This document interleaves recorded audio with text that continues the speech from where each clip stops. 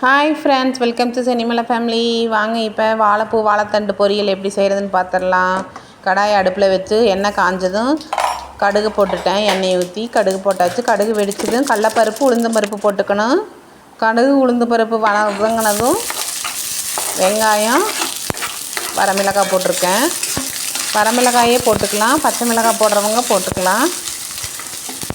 நான் வரமிளகாய் போட்டிருக்கேன். போட்டுட்டு நல்லா வதங்கிக்கணும். நல்லா ஃப்ரை பண்ணி பண்ணிவிட்டு கருவேப்பிலை போட்டுக்கலாம். கருவேப்பிலையும் போட்டுட்டு நல்லா ஃப்ரை பண்ணிக்கணும். ஃப்ரை பண்ணிவிட்டு நான் உப்பு தண்ணிக்குள்ளே நான் கட் பண்ணி போட்டு வச்சுருக்கேன். வாழைப்பூவும் வாழைத்தண்டும்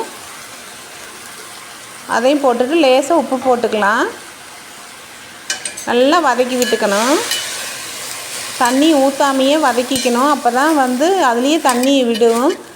நல்லா வதங்கினதுக்கப்புறம் லேசாக தண்ணி தெளிக்கிறனாலும் தெளிச்சுக்கோங்க. ஃப்ரெஷ் ஆனதுன்னா நல்லாயிருக்கும்.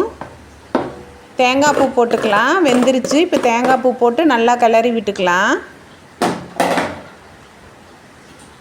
நல்லா கிளறி விட்டுட்டு ரெடி ஆயிடுச்சு. இப்போ இந்த மாதிரி அடிக்க ஒருக்க செஞ்சு சாப்பிட்டா உடம்புக்கு நல்லது ஃப்ரெண்ட்ஸ்.